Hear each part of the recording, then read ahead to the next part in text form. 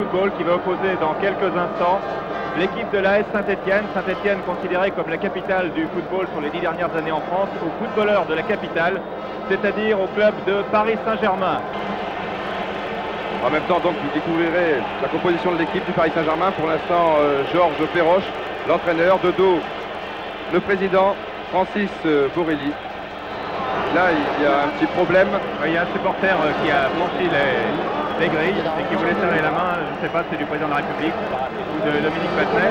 Et Georges Dominique a mis son micro. Nous écoutons les présentations. Bonjour. Jean-Claude Denis. Bonjour. Jean-Claude national Dominique Costeau. Bonjour. Monsieur Hugo Chariac, capitaine du premier ami. Oh, vous êtes charentais comme moi, hein? Oui, c'est ça. Charentais maritime. Oh, non. C'est ça, Arnaud Lacar qui a d'ailleurs remporté la coupe, monsieur. Oui, enchanté. Monsieur Topo. Bonjour. Monsieur Eric Renaud. Enchanté. Et monsieur Michel Engels. Enchanté. Voilà pour la présentation de l'équipe de Paris Saint-Germain.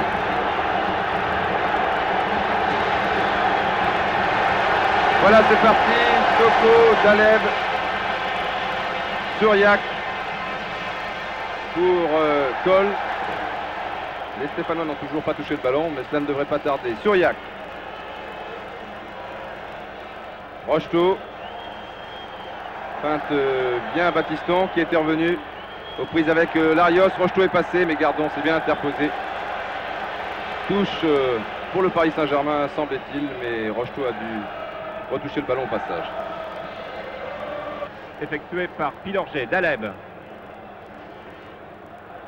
Dribble de Daleb. Tir du pied gauche de Moustapha Daleb. Tir puissant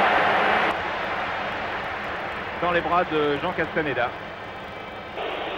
Oui, mais attention, ils avaient procédé de la même façon contre Bastia et cela leur avait finalement réussi. Vous savez, là aussi, ils avaient débuté plutôt timidement. Attention, Suriac pour la tête de Daleb qui aurait peut-être pu tenter la chance directement. C'est très bien joué pour Rocheteau. Castaneda qui sauve in extremis. Remarquable action de Moustapha Daleb. Certainement, je pensais qu'il allait reprendre le ballon de la tête directement, mais très intelligemment, il a vu Rocheteau mieux placé en retrait. Suriac. Non, qui passe Zanon, mais ensuite... En sortie de but, oui. oui. Alors, je ne sais pas si Gérard Vandergut peut maintenant nous injecter le ralenti de cette première action très spectaculaire de cette finale. Où Jean Castaneda a été magnifique sur ce tir de Rocheteau. En le repoussant. Tir à bout portant. Marios, coup franc. Et Georges Dominique est auprès du banc de touche. Pas de blessure pour Toko, tout simplement un problème de chaussure. Il est en train de la délasser là et puis je crois qu'il va changer son matériel et puis un petit peu de pommade au passage. Il va revenir tout de suite sur le terrain. Attention donc à ce coup franc de Suriac qui tire directement. Et non, monsieur Bocco a levé la main. C'était un coup franc indirect. Castaneda n'a pas bougé. Ah là, le ralenti vaut très cher. C'est-à-dire, je suppose qu'il s'agissait d'un coup franc indirect et que Jean Castaneda le savait. Voilà, donc si c'est le cas, c'est tout à fait normal. Ouais. Le coup franc était indirect. Monsieur Vautron l'avait bien signalé. C'est clair et net. D'ailleurs, les Parisiens n'ont pas trop insisté. Bernard Gardon. Et vous voyez sur la gauche de votre écran, Zanon est au centre et donc prend la place de Lopez qui est à l'extrême droite. Hop, il est parti de vos images. Johnny Rep.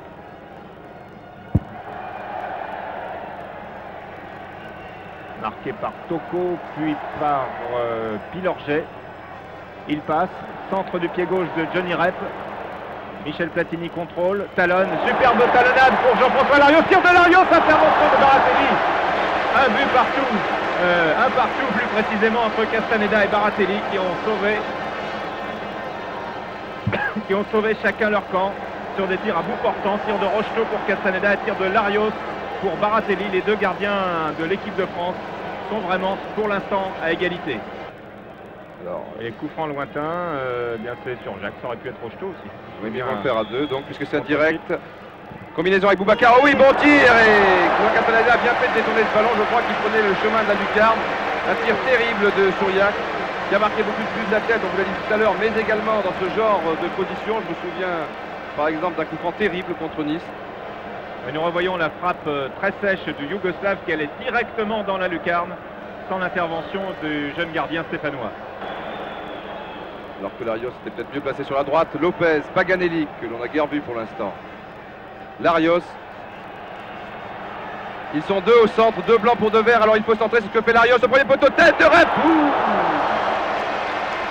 Eh oui, a très bien joué le coup, Larios. Ah, c'était de la part de Johnny Rep un coup à la Roubèche, c'est-à-dire qu'il était au deuxième poteau, il s'est engagé, il a coupé vers le premier poteau. Puisque Platini est maintenant revenu vers ses bases. Lopez qui lance Battiston. Centre de Battiston, super pour Paganelli qui rate son tir. Encore une belle occasion pour les Stéphanois. Et une remarquable action de Patrick Battiston qui est arrivé dans les pieds de Laurent Paganelli.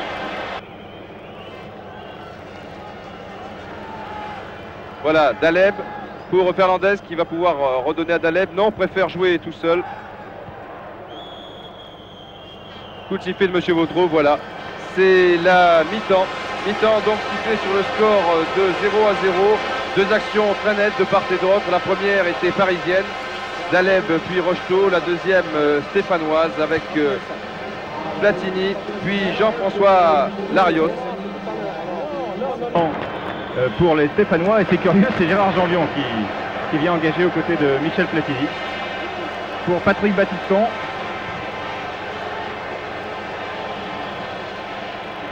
Alors c'est maintenant que ça va se jouer. Gardon en retrait, toujours un jeu qu'on pourrait qualifier quand même d'assez latéral de la part des Stéphanois. Larios quand ce n'est pas un jeu en retrait même. Paganelli qui passe bien un col. Petit crochetage de col, geste amical entre les deux joueurs, rien de méchant. Coup franc joué. Parisienne, Michel Ngom, qui est un joueur qui a débuté à l'AS Mazar, puis à Marseille, qui a été chômeur et qui vit maintenant une bien belle aventure. Tête de Platini pour Rep. Ah oui, c'est bien joué, mais le mou du bout, vraiment du bout du crâne. Ça continue, Monsieur Vautreau laisse jouer. Daleb. C'est Toko là-bas qui s'est engagé. Daleb. Fernandez maintenant. Et Suriac qui revient toujours vers le centre. Donc il n'y a pas beaucoup d'ailiers, encore que Cole est monté. Ah, il retourne vers son âge, je préfère ça. Cole est monté, oui. Oui, Cole est monté, on fait ce qu'on peut. Centre de Suriac, c'est dangereux, Rocheteau derrière, attention à Toko, il y est. But de Navatin Toko. On vous le répétait, Suriac est bien plus dangereux lorsqu'il évolue sur l'aile, il est capable. C'est un joueur qui est capable de déborder relativement facilement son adversaire direct et de centrer dans de bonnes conditions. Donc but de Toko, enfin un débordement, enfin un centre, enfin un but, c'est cela le football. But donc de Paris Saint-Germain, on revoit cette action, Michel, il est retourné enfin sur son aile, je suis ravi. Et voilà, débordement de Suriac. Lopez et Lobé. Et pour Toko, contrôle de la cuisse, reprise de mi-volée du pied gauche, un ballon en drop et Rocheteau s'est bien soulevé, ça apparaît très nettement maintenant sur le ralenti. Dominique Rocheteau a levé les pieds et nous le revoyons sous un autre angle derrière les buts avec à nouveau ce lob de la défense stéphanoise, le contrôle de Toko et le pied gauche de Nabating Toko, de son vrai nom Tokono d'ailleurs. Et Dominique Rocheteau qui a très bien joué le coup aussi là-dessus. Alors que les Stéphanois réclamaient peut-être un hors-jeu, c'est-à-dire que Rocheteau était sur la même ligne que Saint-Étienne, que Christian Lopez, le capitaine de Saint-Étienne, donc il pouvait être en position de hors-jeu, mais je pense qu'il était légèrement en retrait et Lopez est revenu sur sa ligne. C'est dommage, Francis Borelli n'a pas le sourire, ce n'est pas encore gagné. Il reste tout de même encore pas mal de minutes et un coup franc ici de Jean-Louis Zanon. Le match va s'animer maintenant car Saint-Étienne va se trouver dans l'obligation de prendre des risques. Et le but a été marqué à la 57e minute. Peut-être une minute historique pour le club parisien, dont le palmarès est vierge. Et qui touche son premier ballon, contrôle de la poitrine. Pour Larios. Larios, Battiston. Ah là, il y a beaucoup plus de verre à l'attaque d'un seul coup. Battiston pour une tête de Noguès. Très bien joué de la part des Stéphanois. Et les hommes neufs ont frappé d'entrée avec cette action amenée par Battiston pour la tête de Noguès et au départ de laquelle il y avait Laurent Rousset. Ne soyez pas prudents ou attaquez, etc.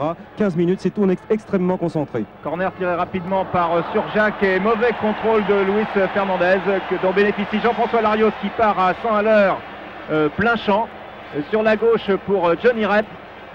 Remise pour Larios qui passe, qui va centrer pour Platini. Et non, super arrêt de Baratelli qui est failli être battu par le mou.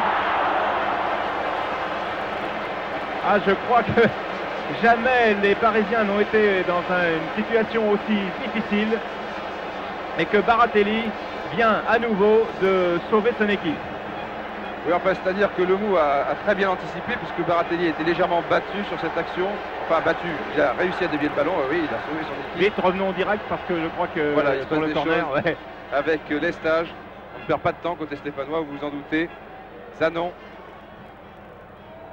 Beaucoup de vert, beaucoup de blanc. Finalement, Nogues et Platini. But de Michel Platini. But de Michel Platini. Égalisation pour Saint-Etienne. Nous allons revoir tout ça au ralenti alors que Dominique Baratelli avait réussi à dévier le ballon tout de même, mais cela n'était pas suffisant.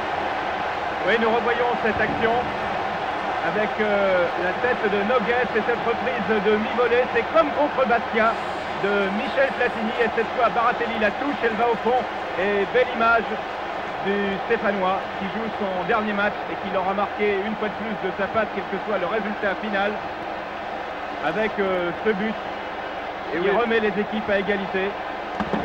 Oui, Jean-Claude Lemou a été piégé. Là, il ne pensait sans doute pas que Nogues pouvait prendre le dessus sur deux joueurs parisiens, ce qui a été pourtant le cas. Voilà, il ira à la Juventus de Turin la saison prochaine, mais il va peut-être remporter la Coupe de France avec Saint-Etienne en touche, en jeu plus exactement. Dominique Rocheteau. Suspense à son comble pour deux têtes stéphanoises, celle de Platini et celle de Lestage. Et là, le temps réglementaire est terminé. Monsieur Vautreau fait jouer les arrêts de jeu. Et le chef de l'État va jouer lui aussi les prolongations, Parc des Princes. Vraisemblablement, ainsi que toutes les personnalités officielles. Et puis vous, et puis le maire de Paris, le maire de Saint-Etienne, je crois qu'il est là aussi, le maire de Saint-Germain, Madame Edwige Avis, Monsieur André Henry. Et Larios aussi d'ailleurs. Fernandez. Alors le match est fini normalement. Donc on ne va pas couper aux prolongations, à moins que sur cette dernière action menée par le capitaine Dominique Battenet, il se passe quelque chose de décisif. Et voilà, c'est fini. Monsieur Michel Vautreau siffle la fin du temps réglementaire de cette finale de la Coupe de France, 65e du nom. Sur le score de 1 but partout, les joueurs regagnent le vestiaire. On va les retrouver dans quelques instants pour demi-temps de 15 minutes. Juste le temps pour la régie finale de nous distiller quelques bonnes publicités.